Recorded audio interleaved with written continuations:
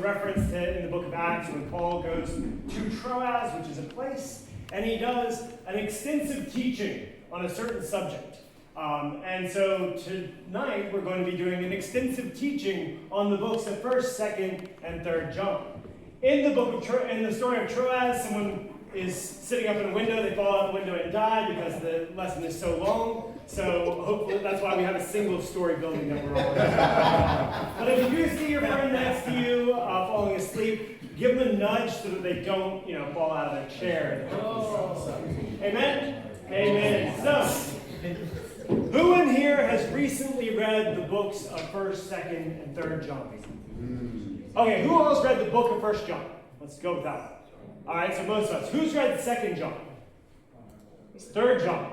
Okay, gotcha. Okay, so there are a couple of people out there who have read all of them. I know for myself it's been a while since I've read 2nd and 3rd John. 1st John I regularly go to. It's got a lot of really good bangers in there, but then the 2nd and 3rd John, it's like, okay, those ones I go to a bit less. But tonight we're going to learn a lot about just kind of the whole kit and caboodle, what it's all about. So we'll start with a bit of background. So the letters of 1st, 2nd, and 3rd John, they're likely written around 85 to 95 AD. And so there are some differing views about this. Some people who think it could be as early as 70 AD, that maybe it happened before the temple in Jerusalem was destroyed. Because for those of you who know a little bit of history, in 70 AD, Jerusalem was completely sacked.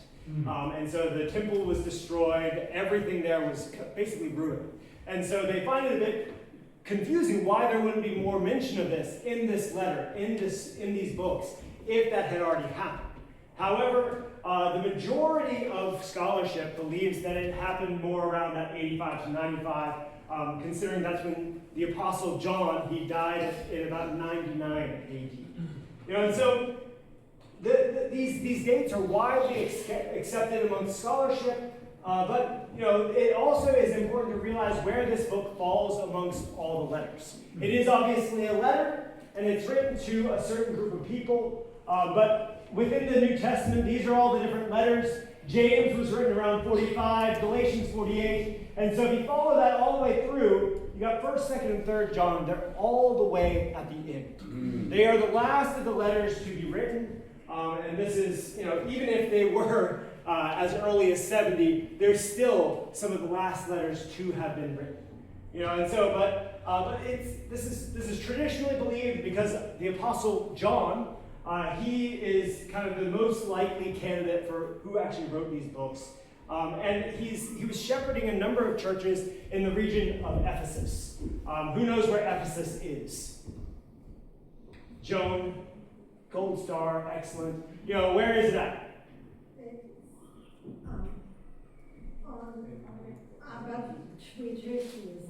That's exactly right. It's over in modern day Turkey, which is Asia Minor. And so whenever they talk about Asia in books, usually they're talking about this area in this region. And so the churches in the Ephesian region, they're going through a bit of turmoil. They're going through some internal division, external pressures. It's kind of a port town. There's a lot of trade that's going on in this area, but it's also kind of like a Roman epicenter. There's a lot of Roman emperor worship that takes place in this location. And so these letters were written to strengthen, but also to instruct the churches on some kind of conflicting things that are taking place. And we'll talk a bit more about that later. And obviously, in the preaching on all this stuff, there will be extensive teaching on that. But when it comes to the authorship, obviously the traditional view of it is that it's the Apostle John, the disciple whom Jesus loved. However, this holds the most weight in my opinion. However, I would be remiss if I didn't mention some of the other possible theories out there. And so the books of 1st, 2nd, and 3rd John, they're a little bit different than most of your letters. So most of the letters we have are from Paul. Paul wrote letters, and he always starts them out telling people, hey, look, this is who I am. And then also he's like saying, oh, yes, to this church in this region. But 1st, 2nd, and 3rd John don't have that necessarily, which tells us kind of two things. the person who wrote the letters was very familiar with the people he was writing to. Paul oftentimes writes to churches that he may have met once a long time ago, or that he's never met at all. The church in Rome is a great example of that. Paul never went to Rome, except when he died. So when he writes these letters to them, it's just, hey, you guys don't know me, but I'm here writing to encourage you. But the letters of 1st, 2nd, and 3rd John are quite different from that. And even the letters themselves, they're not addressed to a specific group of people. It's not like, hey, to the churches in Ephesus, let me give you some instruction. It's just assumed that they know who he is, and it's assumed that they know who they are. But some of the other prevailing theories, obviously the Apostle John, that's the predominant one, but the reason they believe that is because a lot of his writing shares a lot of similarities with the Gospel of John. And so if you read the Gospel of John and then read 1st, 2nd, and 3rd John, there are a lot of things that line up really well with his teaching and preaching style. But then there's another option, which is John the Elder. That's this guy right here. But John the Elder, I assume he didn't actually look like that, but I could be wrong. But anyway, John the Elder, he's kind of this mysterious figure. And he was theorized around the early 2nd century to be the writer of the letters of John. And that's predominantly because if you look at 2nd and 3rd John, it just starts out with the phrase, the elder. And then it kind of goes on and talks to the people that they're talking to. And so they're like, okay, this could be the Apostle John. Maybe he's kind of the elder figure within that region, and so therefore that's how he addresses himself. But it could also be someone else entirely. And then the third, in my opinion, kind of the least likely of the three, is that it could be just like a disciple of John, the Apostle John. Or kind of in the style or in the way of teaching that John does. And so there's not much. It's just kind of an option that some theologians have come up with. Oh, it could be this. It might not be. But amongst the majority of scholarship, they still believe the traditional view that it was, in fact, the Apostle John who Jesus loved. And so, but then the question arises, okay, who is it written to? As we said before, John doesn't, or the person who writes these doesn't address to the churches in Ephesus, to the house churches all over the place. He doesn't say that. He just is talking to the people who know who he is. But we do know from history, from early church history, that John was preaching to many of the churches in Ephesus. He was looking over them because that's where he spent basically the last 30 years of his life. He spends that time over in Ephesus, and predominantly Jewish communities. And they have this traditional view, but those who wrote the person who wrote the Gospels of John, there are a lot of linguistic links between 1st, 2nd, and 3rd John. And so we know that all of these writings are written by the same person. And so at the beginning of the 2nd century, there is something. Who in here has ever heard of the Gnostics? Okay, we've got a couple. Okay, good job. Who knows what proto-Gnostic is? Well, I'm going to teach you tonight. So proto-Gnostic, and we'll talk about Gnosticism as well, but proto-Gnostic is the kind of precursor to Gnosticism. It wasn't full-blown Gnosticism yet, but it's kind of precursors. And so this is something that was starting to infiltrate the churches in Asia Minor. And so John, as he's writing these letters, they're like, man, okay, there's an intimate tone. It's like a fatherly figure that is speaking to them about all of these things. This long-standing relationship that he has. But then that's kind of the purpose of the letter. He's addressing these people on what's going on in their community. And obviously when it comes to purpose, this is really important in a letter. The reason someone writes something tells you a lot about how it should be applied. It's crucial for accurately interpreting the message. If I write a letter to Ethan, and it could say some wild things, but if nobody has the context of what I'm saying, then you won't really understand. And so when it comes to 1 John, the evidence from the context itself tells us that there's a schism that's taking place. There's a splitting, a dividing of the church. Some people have broken off and they no longer acknowledge or recognize Jesus as the Messiah. Jesus as the king, Jesus as God. And this has to do with that whole proto-Gnosticism thing that I was talking about before. But this causes great problems in the community. Imagine for a moment in this room that suddenly all the teens stop believing that Jesus was the Son of God. Or actually, more interestingly, all the teens believe, but then the parents don't. Suddenly the teens are the ones holding to the truth, and the parents are all kind of wandering off doing their own thing. But it sparks division. It sparks controversy. And it also starts spreading lies within the community. It starts creating all of these schisms that basically, there's even evidence to prove that, or to say that a lot of the church, not just a couple of people left, but a lot of the church scattered because of all these different ideas that were going around. And then we started, and so the letters were written to the kind of wider church group, to all of the house churches, not to a specific one, but to all of them. Then we get to the letter of 2 John. And 2 John, we see that it's actually written to a specific community. It's written to warn them, hey, look, there are going to be some people who come to you guys, and they're going to claim that they're fellow brothers. They're going to claim that they have these new truths. But John calls them deceivers, antichrists even. And he's like, look, they're going to come to you and they're going to be looking for validation. They're going to be looking for support. However, your church community is not meant to give them any. And then the letter of John, 3 John, gets a bit more specific. It's like concentric circles. You got the big one, 1 John, and then it gets narrower to like the single community, and then the third one even more small. And the third one's written to one guy, a guy named Gaius. So Gaius, he's a guy, but he's instructed, hey, look, support the legitimate missionaries. There are some that are actually coming to you right now, but support them. They're legit, they're with me, we know them. But he has to do this because the leader of his house church is this guy by the name of Diotrephes. And he's refusing to give support because he's suspicious of anyone who comes their way. Kind of understandable given all the things that are going on, but it seems like there's even a bit of suspicion towards John, the disciple whom Jesus loved. And so John is like, hey, look, this guy's kind of out of line. Can you please take care of this missionary that's coming to you?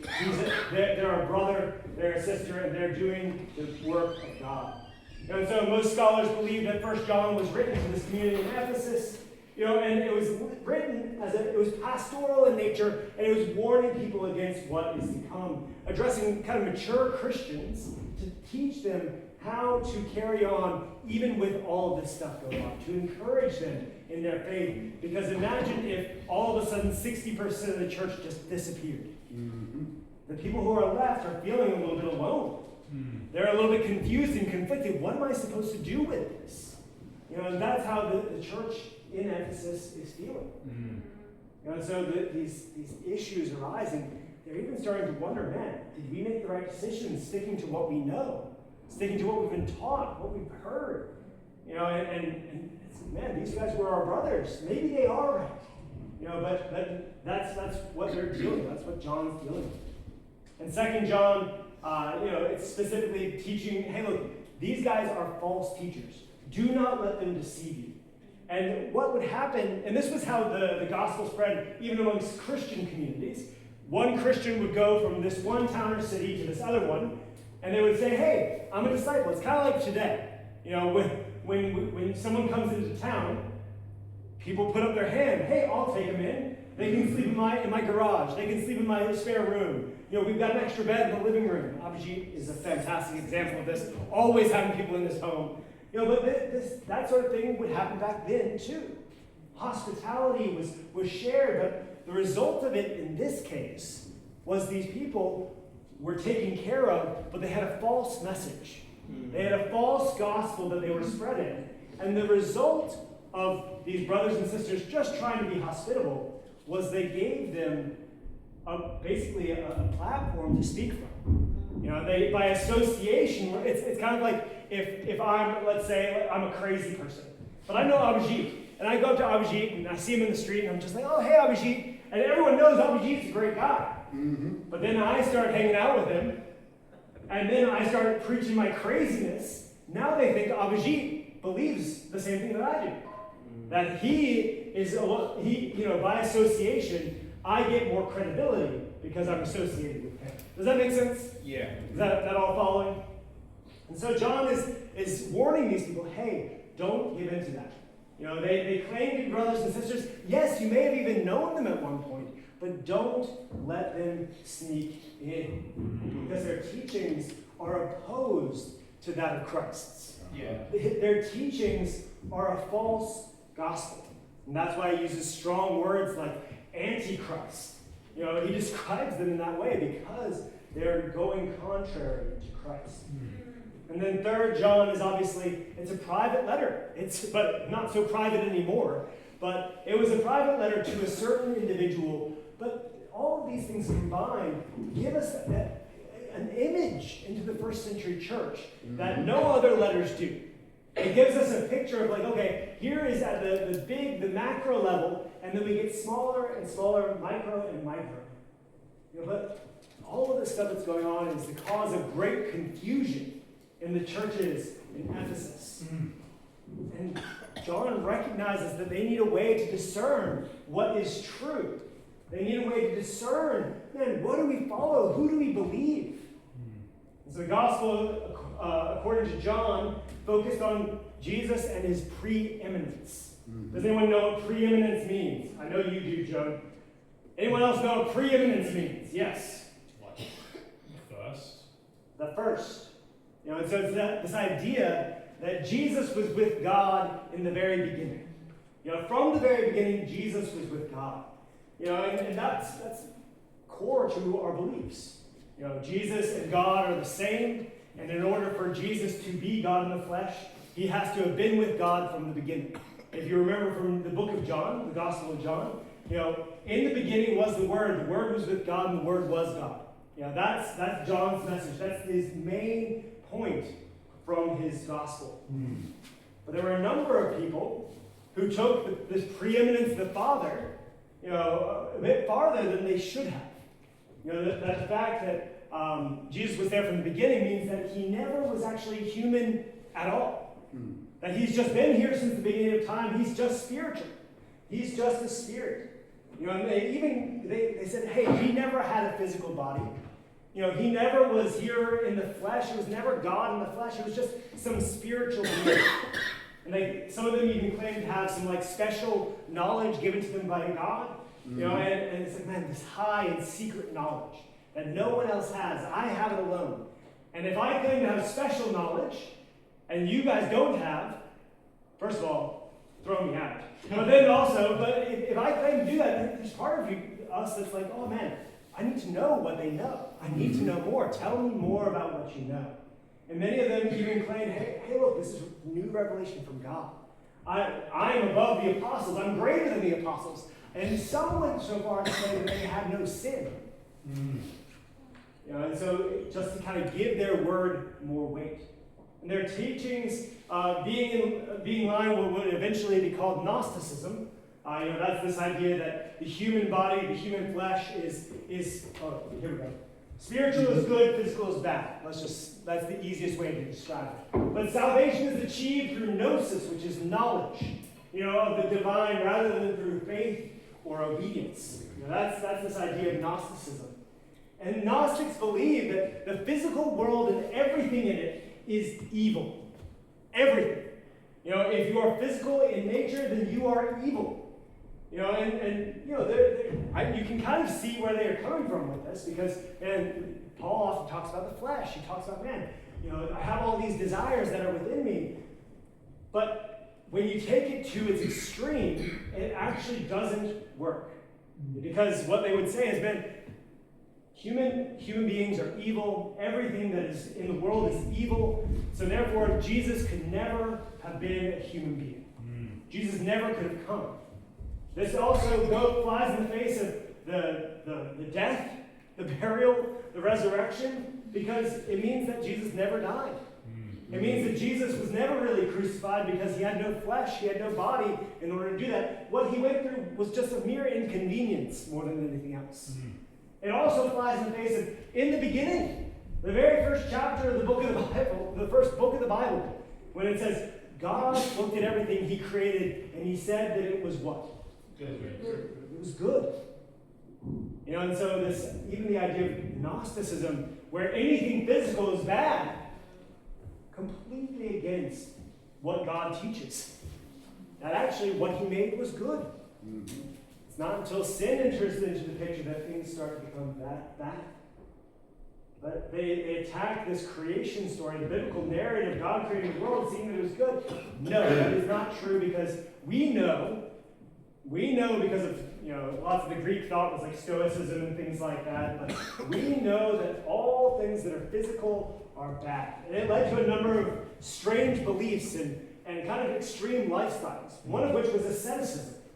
If you look over there on the right, it's a statue of a man who was an ascetic. But the idea of asceticism is denying worldly pleasure, physical comforts, in an effort to purify one's spirit, and attain higher spiritual states of enlightenment. In some instances, they would inflict pain upon themselves because, my life isn't filled with enough suffering, so let me give myself some bonus suffering. And so some people would flog themselves, or they would intentionally not eat. So, for instance, this right here, you can see his ribs because he's denied himself worldly pleasures of eating. But these are the sort of things that asceticism led to. But it's this renunciation. It's the kind of monk that goes off into the hills somewhere so that he can achieve this higher state of enlightenment. So that's one extreme. And then you have the opposite extreme as well, amongst even Christian communities. And this is one of the things that that John was so against. This is why he was preaching against this proto-Gnosticism, because it also led here. Libertines, it's like, man, Christians are freed from the necessity of adhering to traditional moral restrictions. Because of the grace of God, we can do whatever we want. Mm-hmm. We're free to do us, free to be me. I'm just trying to be myself. But self-interest in the pursuit of sensual pleasures. But there was even this mentality that's like, man, once I have done everything that I want to do, what I do in the body is irrelevant because the body's evil anyway, right? And so therefore, if I do enough bad things, eventually I will satisfy the desires of my carnal nature, and then I will be freed from the body. And so they would be like, man, all I have to do is just drain myself of all desire by satisfying everything that I want to do, which, as we know, is obviously wrong. But this is something that the churches, man, the 60% of the church that left, many of them started to believe this way, started to think this way. And it was, to some of the disciples, like, man, I don't have to live different. I don't have to be, like Jesus. I can just do whatever I want. It kind of seems attractive. That seems like a pretty good deal.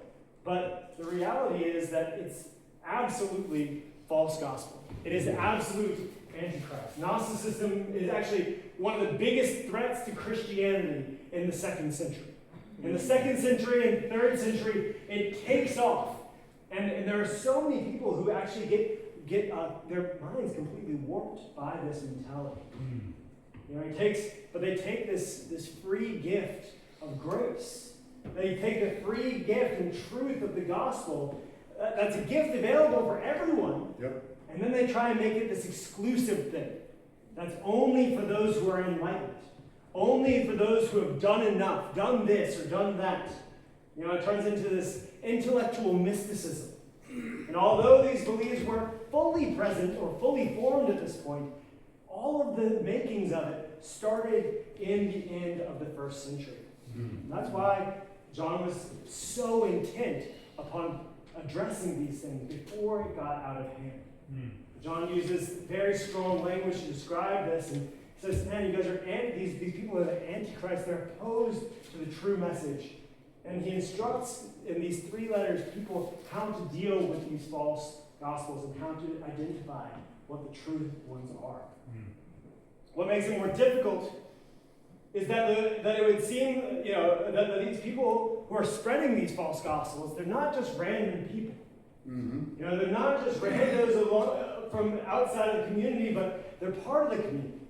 You know, they're people who are close friends, who were in their Bible talks. They were in their small groups. But then they got these ideas in their head, and then they withdrew. They withdrew from the fellowship.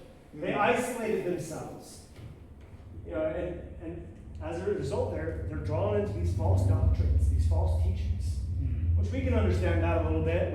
When we isolate ourselves, when we get separated, we start to think weird things. So we start to get suspicious. We start to get strange. But the same thing happens here. And so John's purpose is communicating and helping them to understand that it's actually to help and to save these people that they must take a hard stand, take a hard line, and to not fellowship with this schism group. And they're under some pressure to side with these opponents. And John is really encouraging them, hey, look, don't do it. I know the temptation, I know the fear, but let's stand strong with our convictions.